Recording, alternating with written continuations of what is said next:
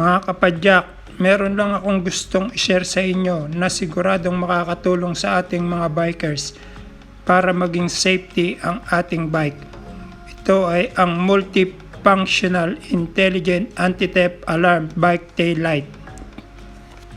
Kaya panoorin nyo ang buong bidyong ito para maipakita ko sa inyo kung paano ang paggamit ng tail light na ito.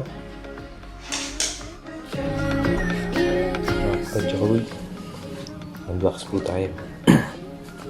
Ito po yung ANTUSI A8 IP65 rating, waterproof. Okay, unboxan natin.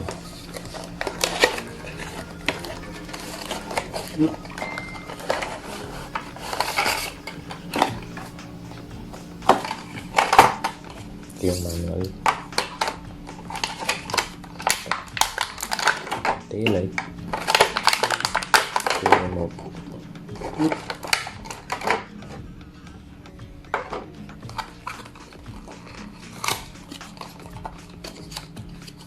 Ito po yung kasama na screw.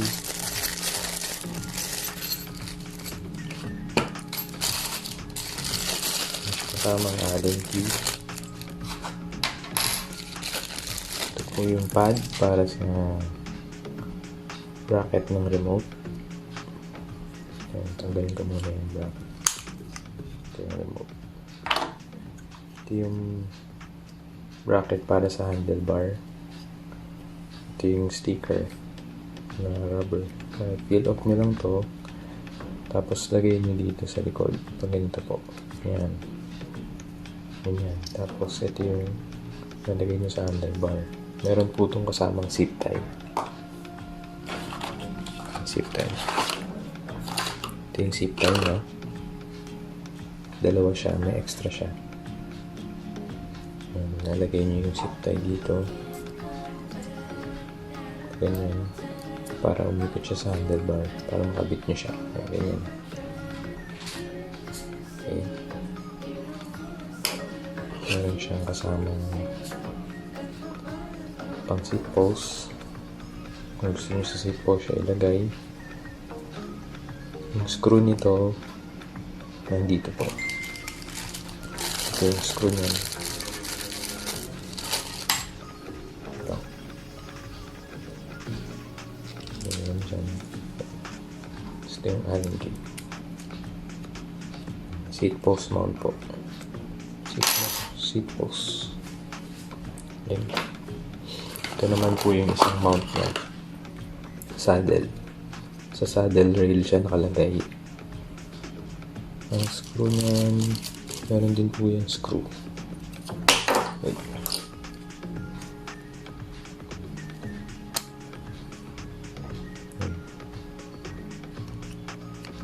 Para may lagay nyo sa rail. Ito po. Ito yung bracket. Ito yung screw.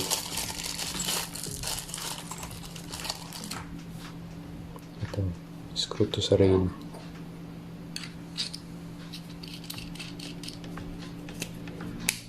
Ayan. Ito yung bagong saddle rail mount.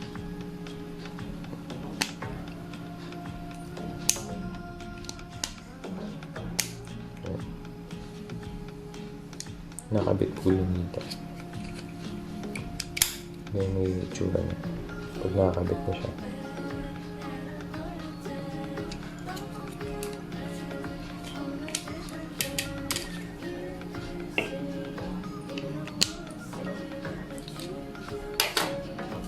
Ito naman yung screw pang lock, additional lock, kasi pag nakakabit siya sa bike, ito lang kasi yung naglalak. Nilagyan nila ng additional tornilyo dito sa ibabaw para mas safe yung taillight, hindi siya basta malaglag. Meron siyang extra extras para hindi siya matanggal. Ayan.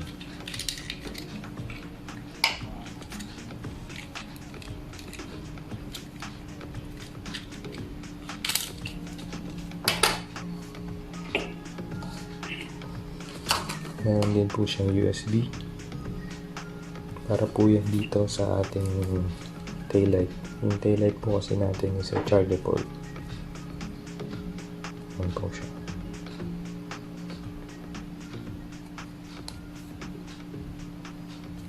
At sa remote naman po, hindi po siya rechargeable. Ang gamit po na battery sa remote, 12 volts po na A27.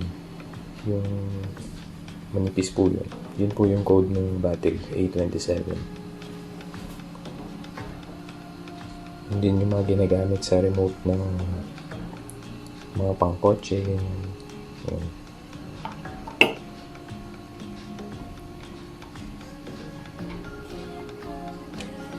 Yun lang po yung naman niya. Wala na po.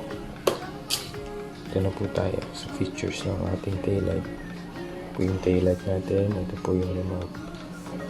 Ang features nito, meron na po siyang horn. Meron po siyang taillight. At saka anti-tep. Tsaka yung brake light. Meron siyang brake light. Unahin natin yung ilaw. Sa ilaw po, ito. First mode. Yan. Maganda naman siya, malakas. Tapos, second mode ng taillight.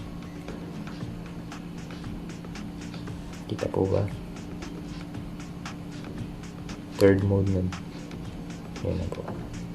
Flashing. At yung fourth po niyan, yung steady po. Yan. Steady. Press nyo po ulit to, off. Patay po yung taillight. So, yung nabanggit ko kanina, meron siyang braking. Meron siyang brake light. So, yung brake light, gagana po siya kapag naka-on yung taillight. Yan.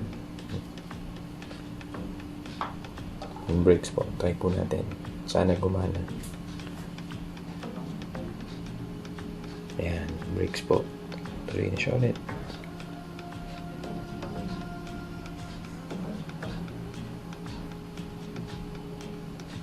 Ayan.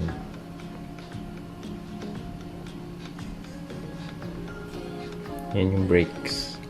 Kahit saang mode nyo siya ilagay. First mode. Ito po yung second.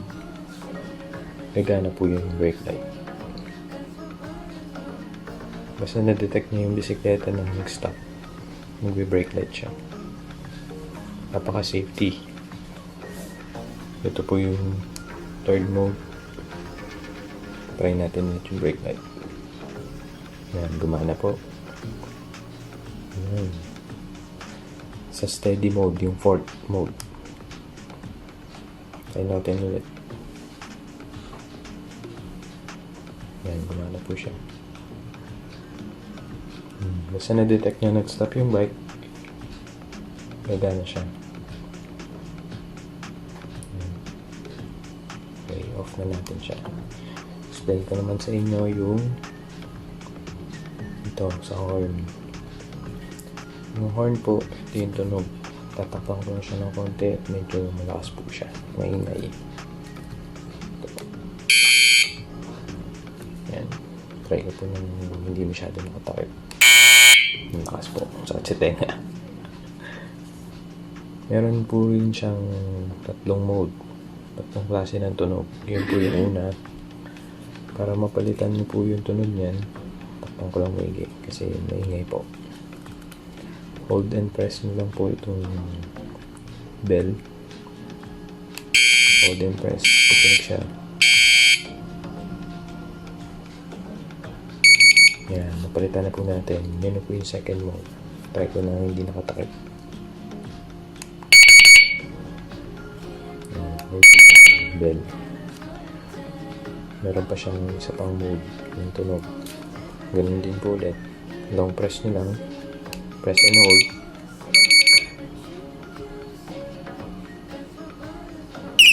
Nag-plate na po. Ito yung pinakamalakas na pakasakit sa tenga.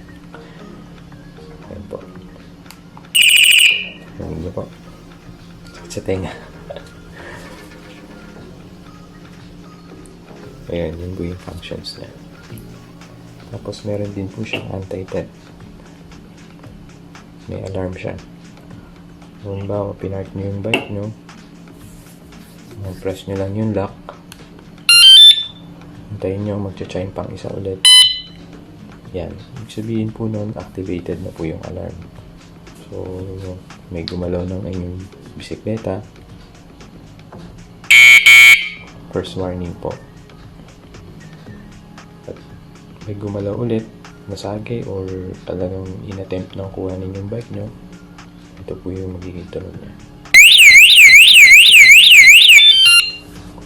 Yun po yung tunog niya. Napakasakit sa tenga. Yun po. Yun lang po yung functions niya. Napakaganda po.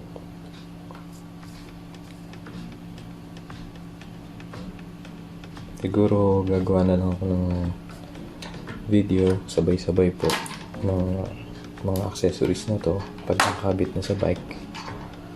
Gagawa ako ng video kasabay nung sa XOSS na GPS na remote no remote computer. Sabay-sabay po ilalagay ko siya sa bike. Tapos gagawa ko ng video na kung paano yung tsura niya pag sa bike. Ganun lang po. Thank you. Mga kapadyak, sana ay nakatulong po itong bidyong ito sa inyo. At kung hindi pa kayo nakaka-subscribe sa aking YouTube channel, pakiclick na lang ang subscribe button at pakiclick na rin po ang bell para lagi kayong update sa aking mga video. Yun lang po mga kapadyak, at lagi po tayong mag-ingat. Maraming salamat po.